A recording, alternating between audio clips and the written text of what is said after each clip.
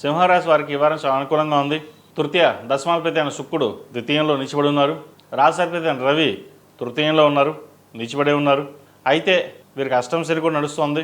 ఎన్ని జరిగినా కొన్ని కార్యక్రమాల మటుకు వీరు దిగ్విజయంగా పూర్తి చేయగలుగుతారు. జన్మరాశి బలంగా ఉంది వీరికి. ఏ పనైనా ఒక చేయాలి అంటే సంకల్ప బలం ఉండాలి. మనం ఒకరి మీద డిపెండింగ్ ఉండకూడదు, మనకు మనంగా ఉండాలి అనే భావన ఎక్కువగా ఉంటుంది వీరికి. ముఖ్యంగా వైద్యవతుల వారికి చాలా అనుకూలంగా ఉంది. వచ్చిన అవకాశాలని చక్కగా సద్వినియోగపరుచుకుంటారు. జీవిత భాగస్వామితోటి విభేదాలు వచ్చే అవకాశం ఉంది. అవన్నీ పక్కన పెట్టేసండి. ఏదైనా సరే విభేదాలు వస్తుంటాయి, పోతుంటాయి. కానీ ఎప్పుడూ కలిసి ఉండడం, కోపతాపాలకి దూరంగా ఉండడం, ఒకరినొకరిని అర్థం చేసుకుని వెళ్ళడం అనేది చాలా ముఖ్యం ఈ రోజుల్లో. నూతన ఉద్యోగ ప్రయత్నాలు చేసేవారికి కాలం అనుకూలంగా ఉంది. అదేవిధంగా రియల్ ఎస్టేట్ రంగాల వారికి, నూతన వ్యాపారస్తులకు కాలం అనుకూలంగా ఉంది. ఎప్పటి నుంచో రాని బిల్స్ ఏవైతే ఉన్నాయో అవి తిరిగి రావడం, మళ్ళీ వ్యాపారాన్ని పుంజుకోవడం, ముందుకు వెళ్ళడం అనేది జరుగుతూ ఉంటుంది. అదేవిధంగా వివాహ సంబంధించిన విషయ వ్యవహారాలు ఒక కొలిక్కి వస్తాయి.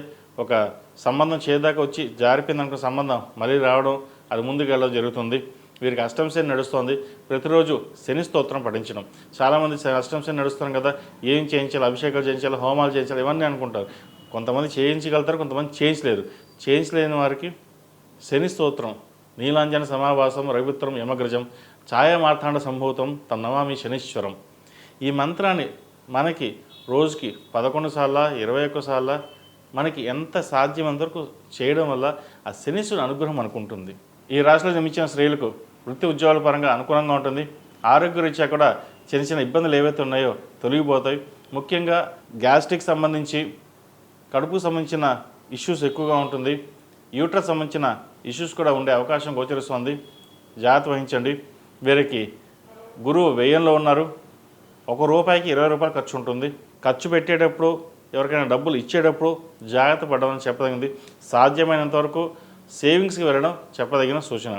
బంగారం మీద కావచ్చు, ఫ్లాట్ మీద కావచ్చు, ఎక్కడైనా సరే ఇన్వెస్ట్మెంట్ చేసుకోండి. లాంగ్ టర్మ్ బాగుంటుంది. మొత్తం మీద కెరియర్ పరంగా, వ్యాపార పరంగా వీరికి బాగుంటుంది. ఆరోగ్యపరంగా కొన్ని డిస్టర్బెన్స్ ఉంటుంది. ఈ వారం జాగ్రత్త పడనుంది చెప్పదగిన సూచన. ఈ కార్తీక మాసంలో ప్రతిరోజు ప్రతినిత్యం ఉదయం సాయంత్రం ఓం నమః శివాయతో నువ్వులు పూసి దీపారాయణ చేయడం చెప్పదగిన సూచన. ఈ రాశిలో జన్మించిన వారికి కలిసి వచ్చే సంఖ్య 1, కలిసి వచ్చే రంగు తెలుపు. ఏదైనా పని మీద బయటకు వెళ్ళినప్పుడు సోమవారం కానీ ఆదివారం కానీ వెళ్ళండి. మంచి ఫలితాలు సంప్రాప్తిస్తాయి.